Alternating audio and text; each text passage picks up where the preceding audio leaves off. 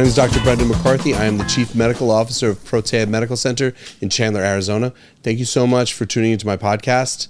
As I start every one of my podcasts the same, I'm just going to repeat it again.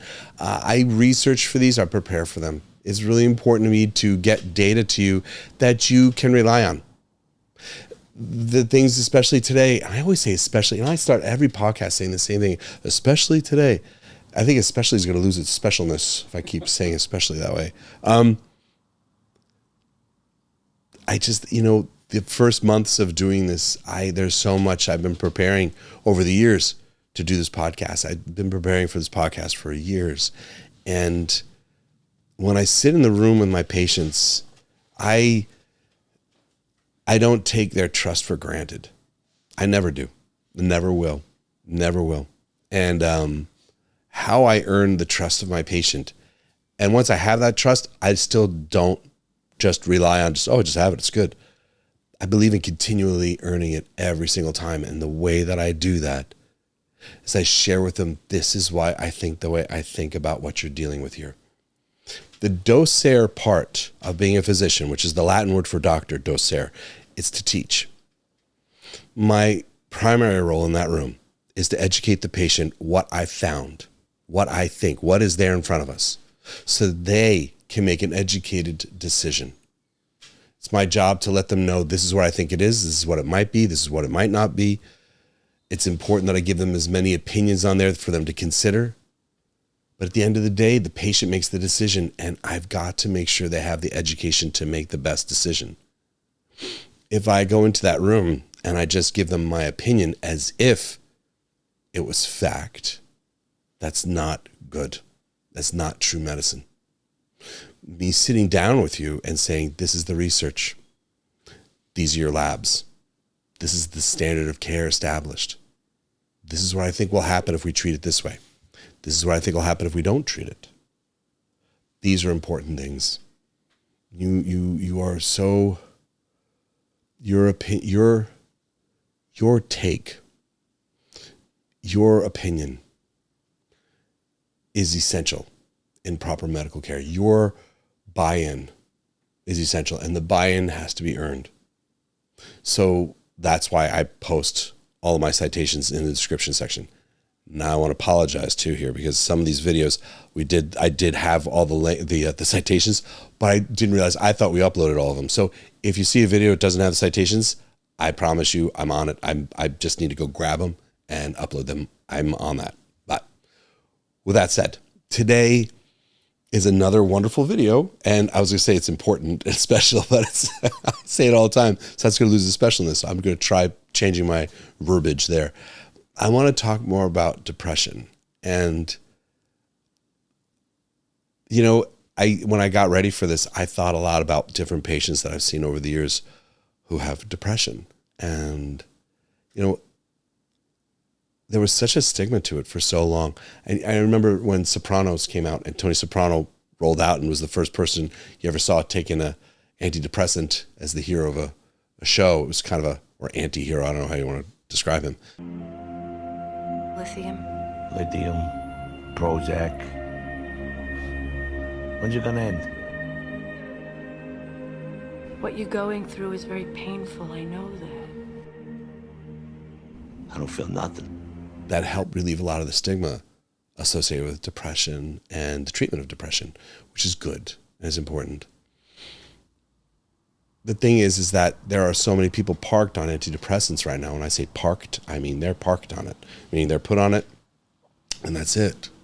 And it's almost like they're treated like this is just who you are. Like if you were to present to clinic and we diagnose you with type 1 diabetes, you're parked on insulin. Sure, that's going to have to happen. Depression's different. The cause of the disease is important. It just is. And so today, I wanted to circle back to it again. I know we've done other podcasts on this in the past. We talked about hormones. We've talked about genetic things. There's another one we talked about, different ways your body makes serotonin. Today, I'm going to talk about another aspect of your biology that will affect your mood and create depression. So it's specifically, I'm going to talk about something called catecholamines and depression. And you know catecholamines as adrenaline or epinephrine and norepinephrine, especially norepinephrine. Okay. With depression, there's a lot of misconceptions. As I mentioned a moment ago, there's a lot of thought like that's just who you are. You just have the depression. You know what I mean? Just like you have the type 1 diabetes. It's just that's not authentic, and that's not scientific, and that's not valid. I want you to know that. Just someone saying that you have the depression, that's a symptom you're having. That's a state that you are in. That is not the cause. That is not your true diagnosis. That's the experience that you're having. It's like saying you have a stomach ache. That's what gastritis is, by the way. You have an irritated stomach.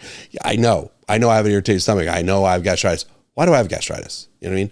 I know, and when you know you have depression, you know you have depression. The question is like, why is this occurring? How can we figure this out? I want you to know that you as the individual patient out there, there's not a lot of information in your sphere regarding what the cause of depression is. A lot of times it's, even though, again, there's been so many wonderful advances in our culture when it comes to the way we approach depression, it still has a sense of self-failing, like I've failed somehow. Like I just can't get through it. I can't buck up. I feel that when you don't know the facts around the cause of a disorder, we then end up taking it personally. Like weight. People, and there's so many, I love all of you for writing to me and messaging me regarding your weight and what's happened in your lives. And so many of you, I'm so thankful for that. It's just, many of you, you're overweight, right? The ones of you who've been messaging me these things, you have patients who are overweight and their blood sugar is low to normal. And it's like, why are they overweight? It's not because they're overeating. No one's trying to explain to the patient why they're overweight. They see themselves as failing as a person. Depression is the same thing. You get parked on an antidepressant and there's no explanation as to why. Now I want you to know that in your sphere, there's very few understandable things or accessible data points for you to grab onto saying, this is why I have depression. And part of my podcast is to explain a lot of these things to you in an understandable, meaningful way. You deserve that. I believe that's very empowering to you. So when it comes to depression, I want you to know, we know for a fact there are many things that cause it that we can treat clinically. And it's not some abstract treatment. It's not some weird thing. It's just straight up medicine. I'm not, by the way, none of what I'm saying here is alternative. None of what I'm saying here is weird. Nothing's out there on a limb. And if we do out there on a limb weird stuff, I will be the first to tell you, it's a little weird out on a limb. This is not. This is all science. Okay? So you don't need me to say to you that depression is not really being treated well. You know what I mean? You don't need me to tell you that. You know that. We know that depression is not the best. It's not treated to the best degree that it could be. I want to say, what would be good treatment? Let's get a definition of what good treatment is. I'm going to let you know what good treatment is in my opinion as a doctor, because there's other opinions out there, and I know that, and I'm not invalidating other opinions out there. I'm going to say this is mine. I believe that in an environment where we all share our opinions on this stuff, the best ones win. The best ideas should win. So this is what mine is. You get a patient presenting with depression. Our goals are immediately to stabilize that patient, first and foremost. So we may prescribe an SSRI right off the bat, or I may use another medication to stabilize them if necessary. There's other ways to stabilize them other than medication. I know that, and I will use those tools if necessary when the time comes. But first goal, stabilize that patient walking in your door first. Understand the history. How did this happen? When did it happen? Where did it occur first? You want to understand if there's, associations with your symptoms. You want to know if it happens certain times of the month. You want to have if it happens certain times of the day. You want to know if it's associated with a life experience, if you have certain times of the year. There's different ways, and you want to look for all these associations. That's your job as a physician, is to gather as much data as possible. Then we gather objective data, which in depression is so not done enough. So the difference is subjective data is what you personally are experiencing and your memory associated with what you've had occurring to you. So like, I remember it started like 3 years ago and it started with this one thing, or it just slowly crept up and this is how it happened. That's subjective because that's your experience and you're sharing that with me. Objective is me doing physical measurements. Like if I'm going to do a physical exam, that's objective data. If I'm going to do blood pressure, weight, all those sorts of things, objective data points, urinalysis, whatever, blood draw, all those things, imaging, all that's objective. I'm going to say to you now that I think that's the most important part of my job that doesn't get really done enough out there in the industry is gathering of objective data. A lot of times people make decisions just on subjective. Sometimes that's okay. Short term, that needs to be done, but we cannot ignore the data that we can get from objective investigations. And that would be a lot of lab work in this case. We want to create what's called the working assessment. So the patient comes in, I listen to them, I hear what they're saying, I hear their history, I get at the associations, I figure out what I think is happening here. Then I'm going to run some lab work. I'm going to do objective data to kind of start figuring out what's happening here. Okay. Then I'm going to synthesize what they've told me they're experiencing with what I'm seeing in the lab work or whatever I've done for objective data gathering, imaging, or whatever we're doing that. I synthesize that to assess what I think is the cause of their symptoms. Why is it they have depression? Once I have that working assessment, I sit down and say, this is what I think, this is why I think that way. Once the patients heard me give them my assessment, I propose a plan on how to treat. I propose to them, I believe that by treating it this way, I will get these results. Once they have the information, they make this decision if we move forward with it. And then we move forward. Once they have that buy-in and they agree, we try it. I want you to know at no point that I just said that, all those things, at no point, no, let me word this well because this is very important. I'm always aware of the fact that I can be wrong.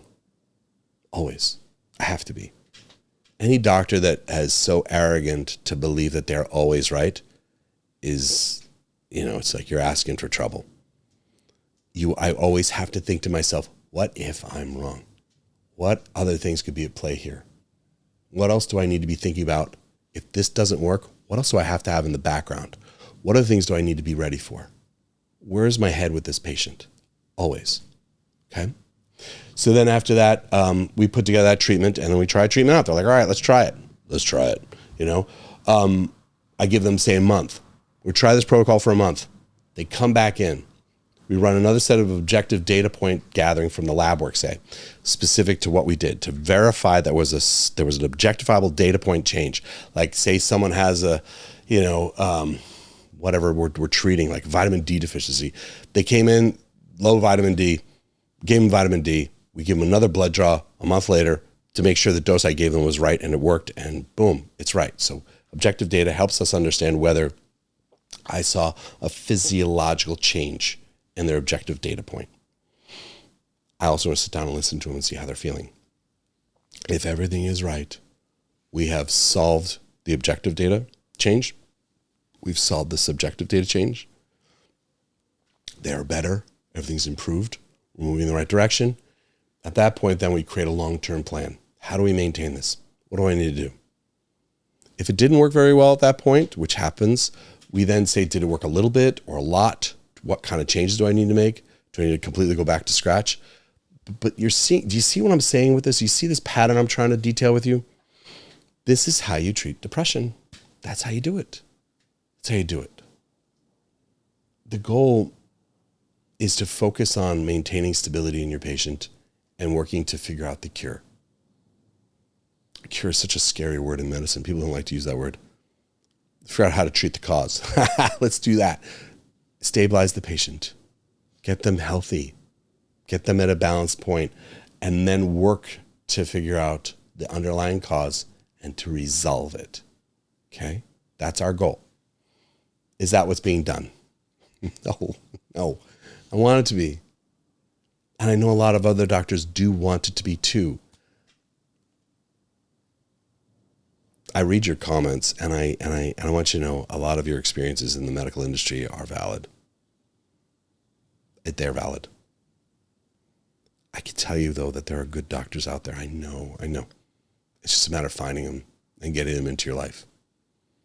So I'm going off a tangent. Let me get back to this. The American Psychiatric Association guidelines recommend patients be seen weekly, for the first 90 days of instituting an SSRI or a medication for depression. So when you go to your doctors and they get to figure out what's going on with you and they want to prescribe you a medication, or they diagnose you with depression, they will prescribe to you, they're supposed to see you once a week for the next 12 weeks. Does that happen? No. Studies show that they're getting 2 to 2.5 visits in those 90 days. That's all that's happening. There's no real in-depth investigation, evaluation of effectiveness. There's no true getting down there and figuring out what's happening to the patient. A lot of times they just put on the medicine, check to make sure it's fine, and then they're parked on it, and then they'll be on it for years. For years. And during those years, was there any investigation going into the possible cause? That's the big thing. That's my point. When it comes to depression, I'm not going to try in this podcast, I was like, we do these like 20 minutes, some of them 30 minutes. I'm not going to try and talk about all the different causes of depression. Okay. Please no. This podcast right now, this episode, I'm just going to focus on just one more specific. We've done ones, like I said, on causes associated with hormones. That estrogen progesterone imbalance totally causes that. Or you can have it with people with MTHFR deficits, which is a genetic disorder that we've spoke about in another one. Today I'm going to be more talk about what the elephant in the room, in my opinion, is that no one's really talked about. Stress is one of the most biggest causes of depression that no one really talks about, but in the science, it's completely omnipresent. There's a reason why I'm saying it like this. Stress, I know you look through my feed, you look at my Instagram page and all my videos, all the reels we have are like, there's a lot of stress reels in there, right? And you're like, maybe I'm just trying to talk to myself. That's true, because some people they treat themselves through their patients. I'm not, listen, I don't take work home. I work 40 hours a week, okay? I don't work at home. I work 40 hours a week. When I'm home with my family. And I have hard rules when it comes to that. I do have stress because I'm a person, I'm a human being, But I'm not just saying everything is caused by stress because I personally have something against stress. It's like those people who are against gluten because they have a personal thing about gluten. That's not what I'm talking about, stress in a negative way. I'm bringing up stress a lot in my podcast because it is such an incredibly important component in your health that's not been managed, not been regulated. And I'm bringing it up because it can be managed, it can be regulated, it can be treated, okay? It can be. And I'm going to give some reasons today, and as we keep doing these podcasts, I'm going to do more and more and more. I want you to know that. Right now with these podcasts, we're still in the early years of doing this. Early years, I said. Truth. My producer, I'm doing this years together. We're building a platform of information, data points. And as we build that platform, we're just going to get deeper and deeper, richer, but you have to create a good platform first. That's what we're doing. Okay. So chronic upregulation of alertness of any cause is going to lead to the nervous system releasing a lot of catecholamines. Chronic upregulation in the nervous system, being alert constantly, is going to cause you to release more catecholamines. That is going to be epinephrine and norepinephrine. Okay? You see a stress in front of you, you're alert. A lot of that, you're releasing adrenaline right away. You're driving down the road, someone stops short in front of you, you have to slam on your brakes just not to hit them. That's adrenaline going on there. You're like, nah, that's epinephrine, norepinephrine, lots of it. Okay? That you need to have it sometimes. That's important. We're meant to handle stress in a cyclical fashion. It's healthy to handle stress in a cyclical fashion. What I mean with that is that you need to have stress, then you need to have a recovery. You have the thing that stresses you out, then you recover. You have your on time, then your downtime. Think about this as an athlete. If you're an athlete who's training and you're stressing your body, you're stressing your physique, you stress your physique and then you recover. You have downtime so your body can consolidate the changes you made when you exercised, recover so your body can regenerate itself, and you're actually stronger on the other end of it. That's the cycle of stress and recovery. It makes you stronger. It could do good for you. The problem is when there's no recovery and you're constantly stressing yourself out, you're going to have health consequences that are significant. Think about someone who works out every day, all the time. They're not going to last long. Their bodies will be a ton of injuries. That's a fact. Sometimes, or always, let's just say always, most of us always ignore stress. You know, we're trained a lot of ways to adapt to it and accept it and just survive. Okay? Working long hours, single parenting when you're married, that's a stressor. Some of you know what I'm talking about. I know what you're talking. I know. That's a stressor. Having a hostile workplace, having an unhealthy marriage, complex PTSD, all of these things conspire to create significant stresses in our lives. The constant stimulation of the nervous system over time, constantly being upregulated, constantly being hammered without recovery. Like say you're working a place and your boss is just mean and yelling at you all the time. You're always on edge. What that on edge is, adrenaline, because you're always afraid the shoe's going to drop, something's going to happen. Having kids as a single parent, you're constantly the only one taking care of everything. And there's no downtime. There's no moments. Every day is just stacked out with activity and there's no stopping. Complex PTSD, it's like your brain is constantly in a state of, in complex PTSD, your brain is always upregulated to this stressful state. When you have that and you're constantly pushing your adrenaline, it will become depleted. That is a medical fact. You will deplete epinephrine, norepinephrine, and move yourself towards exhaustion. That is a scientific thing. That's not some weird, elite thing like, oh, I'm exhausted, I'm so stressed. It is a true thing that happens to humans. That is what causes a lower level of epinephrine, norepinephrine. The chronic depletion of adrenaline, specifically norepinephrine, is directly linked to depression. The depletion of norepinephrine is directly linked to depression. Just internalize that for a minute. Norepinephrine gets depleted from chronic stress. If you have chronic stress all the time, you deplete your norepinephrine along with epinephrine, and that leads to depression. Is that a moment I need to write you an SSRI? Or is that a moment that I need to figure out your life cycle and how to get you into more recovery state so your body can recover and you can make more norepinephrine yourself? And when I said SSRI, I should have been more clear. A serotonin norepinephrine reuptake inhibitor, because that's the other class of medications. So this is a lot of material. And, when I wrote it out and it's like, I could do this in 20 minutes, 25 minutes. Yeah, it's not going to be 25 minutes. I'm sorry, or even 30. It's probably more like, 40 minutes long. So I'm going to break it up into 2 today. And we're going to stop here. Please know there's more. Thank you for tuning in. This means so much to me. When you tune in, when you like, you subscribe, and you share, that helps me understand that this is something that matters to you. When you make comments in here, that matters to me because that helps me drive where I'm going to put new material, what's going to guide me to make new material for this. I do read it, and I do my best to respond to it. So thank you. And I will see you next time.